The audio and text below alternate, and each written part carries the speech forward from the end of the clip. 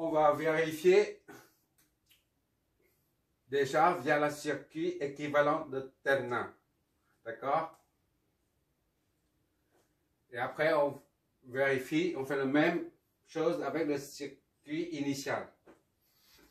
Bon, on fait comme d'habitude, on procède comme d'habitude. 1, 2, 3, ici. Disons P. Un peu différent, c'est pas grave. Bon, on suppose un courant qui sort ici, c'est IB. IB. D'accord? Donc IB rentre dedans. IB. On ne peut pas supposer un autre courant qui sort d'ici, puisqu'il y a une seule branche. Un seul courant qui circule dans une seule branche. D'accord? IB va jusque là. Voilà. Et après, ça c'est une source de tension, donc V.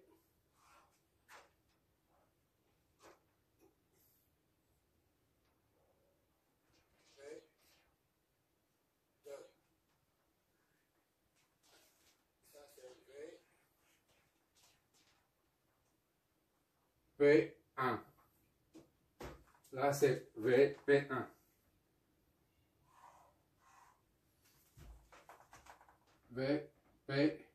V1, 3. P1, V. Et là, ici, c'est V. Ou là, c'est la même chose. 3, 2. Bon, on doit trouver IB. Comme d'habitude. Ici, le plus simple, c'est d'utiliser la loi des mailles.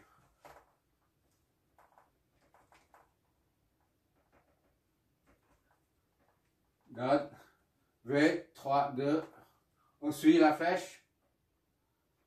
On suit la flèche. Donc, plus V13. On suit encore la flèche. Plus VP1. D'accord? Moins VP2. Dans le sens opposé de la flèche.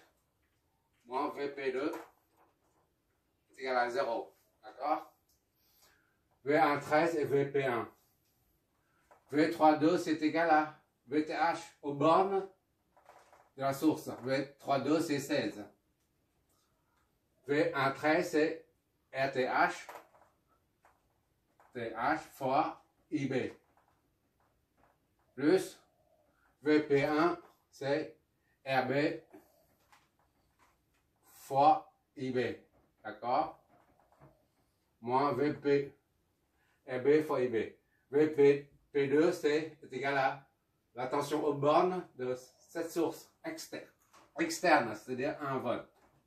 0, ce qui fait RTH fois IB plus RB fois IB est égal à 1 moins 16. D'accord? Moins 16. C'est-à-dire, on isole IB. On voit toujours. Oui, on voit toujours. IB, on l'isole, ça donne RTH plus RB est égal à moins 15.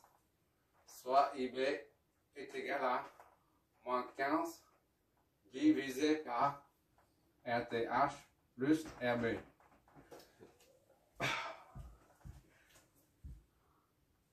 Je n'ai que 3 mètres carrés d'espace travail, c'est pour ça.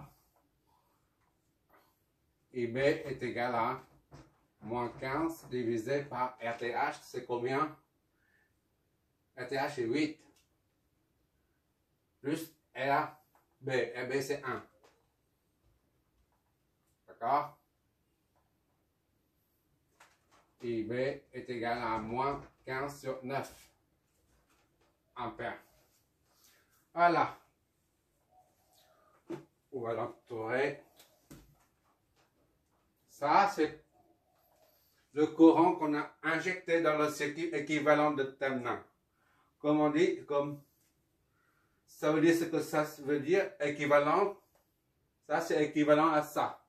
Donc, si on injecte le même courant là-dedans, là, sur ça, avec cette source, avec une source de 1 volt, on raccorde aux bornes et on retrouve le même courant. Ça signifie que ça et ça sont équivalents. D'accord? Maintenant, deuxième. Vérification via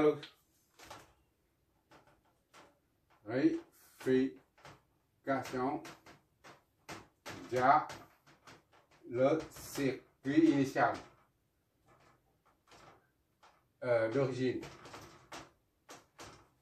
C'est la même chose. Bon, prêt. Hop là. Bon, il suffit de redessiner ce circuit et puis raccorder à cette source via la résistance RB pour calculer RB.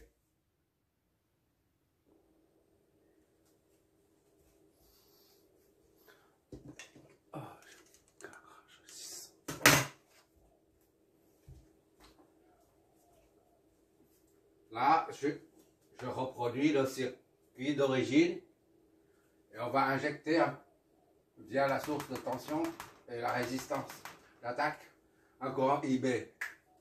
On va nommer ça, disons,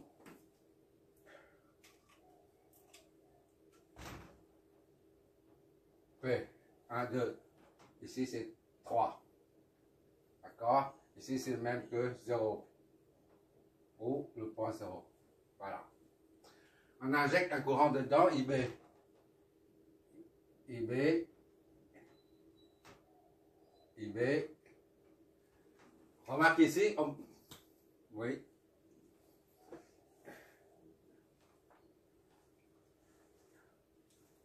Et ici, un courant I1 qui sort d'ici.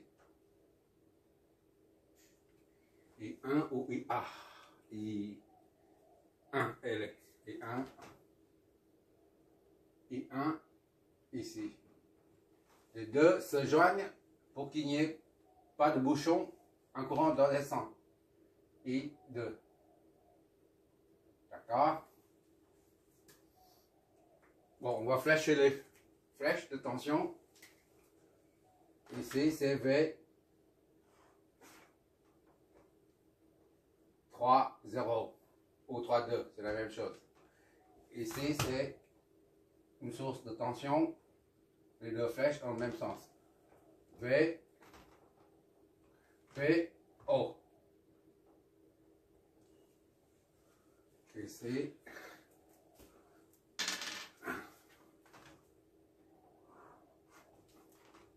V, P, 1. Puisque c'est un récepteur, les deux flèches s'opposent. V, 3, 1. Et enfin, ici, c'est V, 1, O. Ça fait V10. Voilà. On y va. V3, V30 est égal à, la tension aux bornes, c'est VA, c'est 20 volts.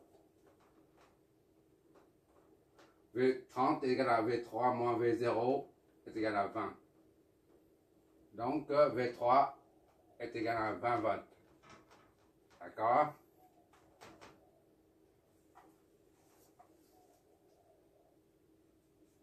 Idem. VPO est égal à la tension aux bornes de la source, c'est 1 volt. VBO, PO, on décompose en potentiel. VO moins 1. Donc, ça s'annule. VP est égal à 1 volt. On a deux potentiels. V3 et ça.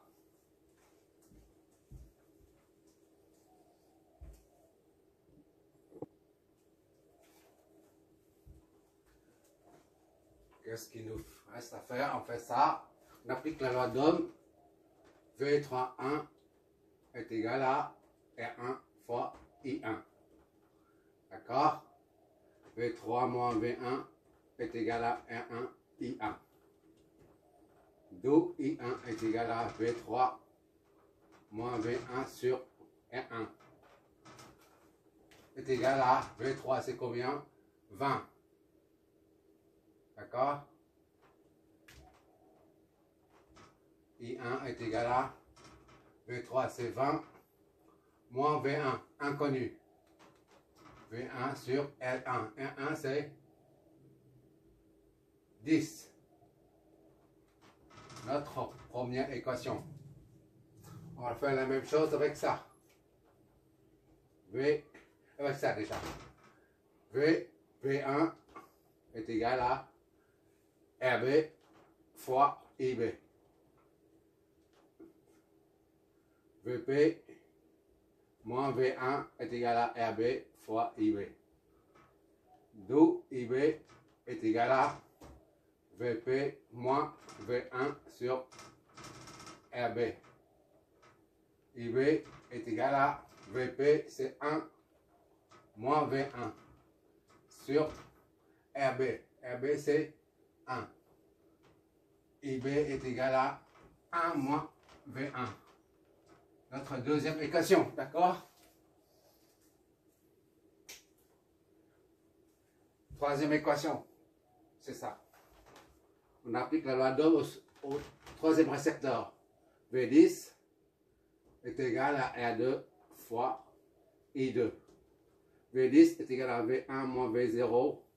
On décompose la tension en potentiel.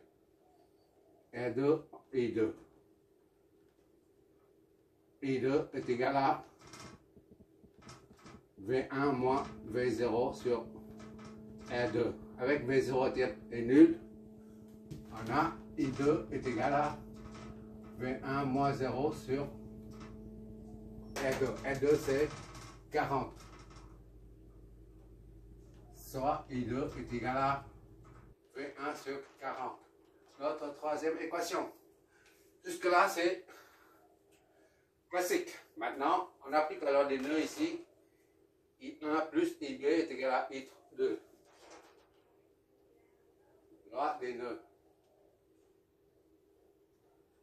I1 plus IB est égal à I2. C'est-à-dire, I1 c'est ici. 20 moins V1 sur 10 plus IB c'est 1 moins V1 est égal à I2. V1 sur 40. D'accord? Maintenant, qu'est-ce que ça nous donne? 4, 40 sur 4 fois 20 moins V1 plus 40 fois 1 moins V1 est égal à V1. D'accord?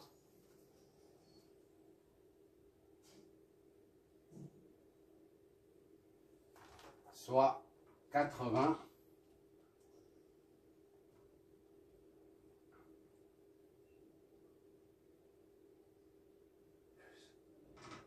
40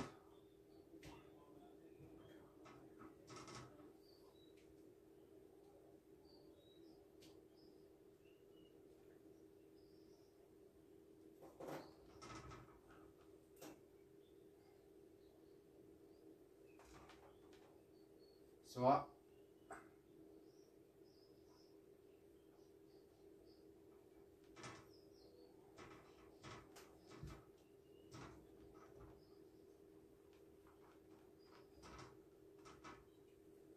voilà.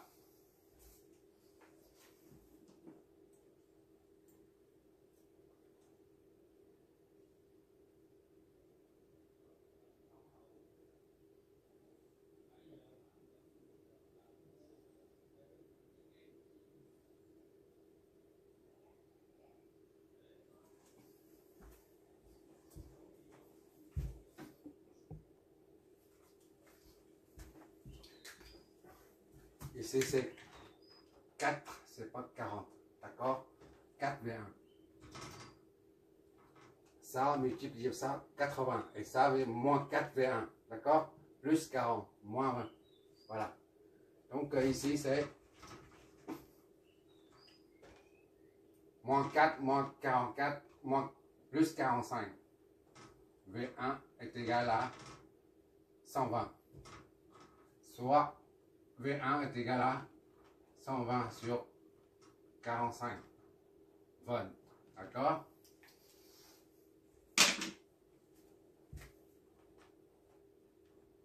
Voilà.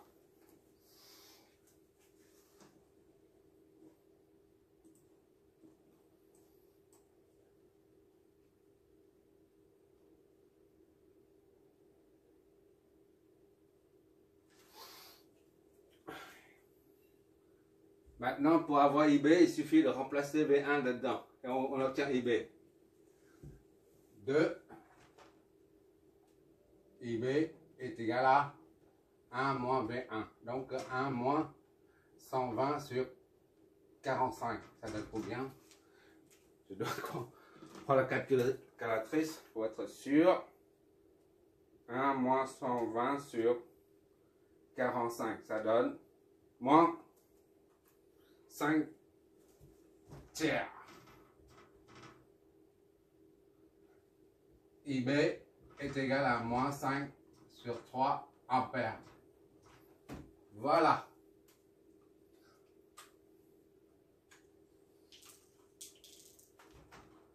C'est la même chose qu'ici. 15 sur ça, c'est divisé par 3, ça donne 5. Divisé par 3, 9, divisé par 3, ça donne 3. D'accord? Ça signifie quoi? Moins, c'est-à-dire, ici on a trouvé moins aussi. Moins, il faut changer le sens de la flèche. D'accord? Il va dans ce sens-là. Voilà, IB. D'accord? Et ici, c'est pareil. On change le sens de la flèche parce qu'on a trouvé moins IB. D'accord? Autrement dit, quand on branche, on injecte un courant, on dit on injecte, mais quand on raccorde le circuit d'origine à ce circuit-là, et bien le circuit d'origine fait circuler un courant IB vers la source externe. D'accord? Ici, c'est pareil. On a trouvé le même courant. Ça signifie que ça correspond bien à ce circuit équivalent de Thevenin, correspond bien au circuit d'origine. Tout simplement. D'accord? Il faut changer ça, c'est tout. Vu le signe moins, il faut inverser le sens du courant. Voilà. C'est ça qui permet de confirmer que ce circuit équivalent de Thevenin est bien équivalent à ce circuit-là. D'accord? C'est pas compliqué.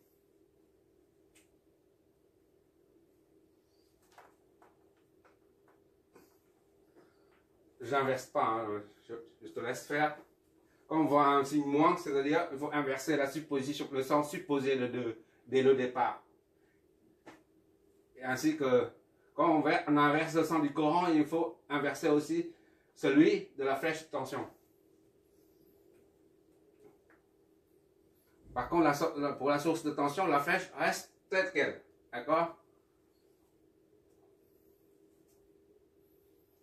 Je récapitule, on a un circuit initial comme ça. On fait un calcul pour en déduire le circuit équivalent de Thevenin, qui correspond au circuit d'origine. D'accord? On l'a obtenu le circuit équivalent, il faut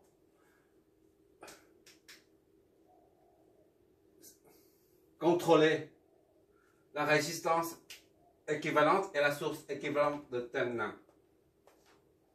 Et ce, par injectionnant